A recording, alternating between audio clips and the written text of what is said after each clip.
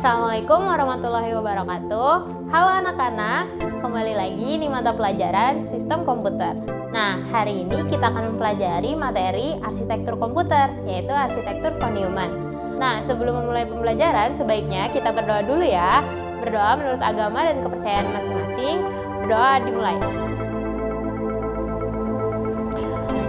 Berdoa selesai. Oke, sekarang kita masuk ke pembelajaran. Let's check this out. Nah, sekarang kita masuk ke materi ya. Materi dari arsitektur komputer, yaitu konsepnya John von Neumann. Nah, sekarang apa sih tujuan mempelajari dari materi arsitektur komputer konsepnya John von Neumann ini? Yang pertama itu kita nantinya dapat bisa membangun sebuah sistem komputer yang sesuai dengan fungsinya. Tujuan pertama dari mempelajari arsitektur komputer agar kita bisa merancang dan juga membangun sebuah sistem komputer sesuai dengan fungsi dan kegunaannya dengan tepat. Arsitektur komputer dapat diibaratkan sebagai sebuah blueprint atau cetak biru dari komputer itu. Yang kedua, kita nantinya bisa mengetahui bagaimana alur dan pola dari proses pembacaan data yang digunakan oleh komputer. Hal ini akan sangat berguna, terutama ketika kita ingin mengembangkan komputer menjadi lebih cepat dan juga meningkatkan fungsionalitas dari komputer itu sendiri. Seperti kita ingin meningkatkan RAM ataupun ingin meningkatkan penyimpanan dari komputer itu. Yang ketiga, mampu melakukan perbaikan dan maintenance pada komputer. Yang keempat, dapat mengembangkan sistem komputer yang terintegrasi pada perangkat lunak atau perangkat keras komputer. Yang kelima, meningkatkan efisiensi dari sistem komputer. Nah, yang pertama kita harus kenal dulu siapa sih John von Neumann ini. John von Neumann adalah seorang ahli matematika yang melakukan studi perhitungan yang menunjukkan bahwa komputer dapat memiliki struktur tetap yang sederhana, namun dapat menjalankan segala jenis perhitungan yang diberikan kontrol dan diprogram dengan benar tanpa perlu memodifikasi perangkat keras. Nah, konsep dari John von Neumann ini nantinya merupakan awal mula dari komputer praktis. Von Neumann menyumbangkan pemahaman baru tentang beberapa praktis komputer cepat harus diatur dan dibangun. Ide-ide ini sering disebut sebagai teknik program tersimpan atau stored program concept. Teknik tersebut menjadi dasar bagi generasi mendatang komputer digital berkecepatan tinggi yang diadopsi secara universal. Nah, komputer yang kalian pakai sekarang itu juga memakai konsep dari John von Neumann ini. Seperti yang digambar itu komputer cepat generasi pertama itu ada komputer Colossus dan juga komputer ENIAC. Pada 1946, Computer Stored Program Concept atau dikenal dengan IAS atau Computer of Institute for Advanced Studies dipublish untuk umum. Nah, gimana sih alur dari atau bagan dari arsitektur komputer konsepnya John von Neumann ini? Nah, di komputer itu sendiri, itu ada yang namanya memory, control unit, arithmetic logic unit atau disingkat ALU, juga ada input sama output. Input itu contohnya itu seperti keyboard dan juga mouse. Nah, output itu adalah layar ataupun printer. Terus ada yang namanya memori. Memori ini ada memori sementara sama memori jangka panjang yang biasanya kalian save gitu. Itu biasanya hard disk ataupun SSD. Nah, terus ada juga control unit. Nah, apa sih fungsi dari masing-masing bagian dari komputer ini? Menurut konsep arsitektur von Neumann, memori utama itu berfungsi untuk menyimpan data maupun instruksi yang diberikan. Seperti tadi, memori utama tuh digunakan itu ada SSD, hard disk. Nah, itu tuh digunakan untuk menyimpan instruksi. Instruksi ini bisa berupa banyak, bisa berupa files, dan instruksi yang diberikan itu bisa instruksi sementara ataupun instruksi dalam jangka panjang gitu.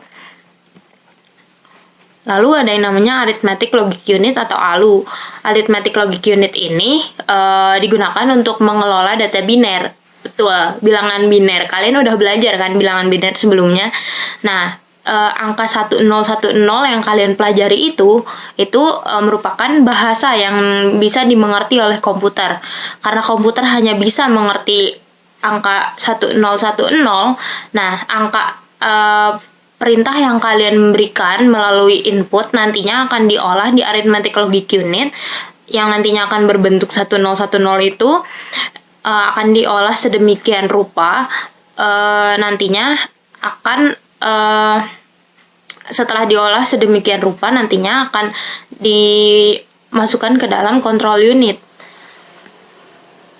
Nah, control unit itu berguna untuk melakukan interpretasi instruksi-instruksi di dalam memori sehingga adanya eksekusi dari instruksi tersebut. Misalkan, atau membuka Google Chrome gitu kan. Nah, dari komputer itu sendiri nanti akan menerjemahkan perintah kalian gitu kan. Di control unit inilah perintah kalian diterjemahkan. Pertama itu melalui arithmetic logic unit, dia akan menerjemahkan perintah dan nantinya dari control unit ini sendiri dia akan melakukan pengklasifikasian perintah kalian itu akan dimasukkan kemana. Kalau misalkan itu bersifat sederhana, itu akan masuk ke memori yang sifatnya sementara atau menjadi sebuah cache atau cache. Kalian tahu kan, biasa kan kalian mendengar yang namanya cache atau bahasa dibacanya itu cache. Nah, atau juga kalian bisa misalkan meminta komputer untuk menyimpan file kalian. Nah, itu tuh nantinya akan masuk ke memori jangka panjang yang biasanya disimpan oleh SSD ataupun hard disk. Nah, kalau cache sendiri itu biasanya disimpannya di RAM. Kayak gitu. Lalu ada yang namanya input atau output. Nah, seperti yang kita tahu tadi, input dan output ini digunakan untuk berinteraksi dengan lingkungan luar atau user. Karena komputer tidak bisa berbahasa seperti manusia gitu kan.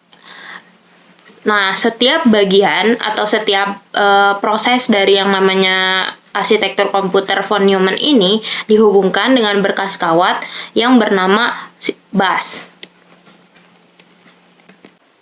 Oke, sekian materi yang Ibu sampaikan hari ini.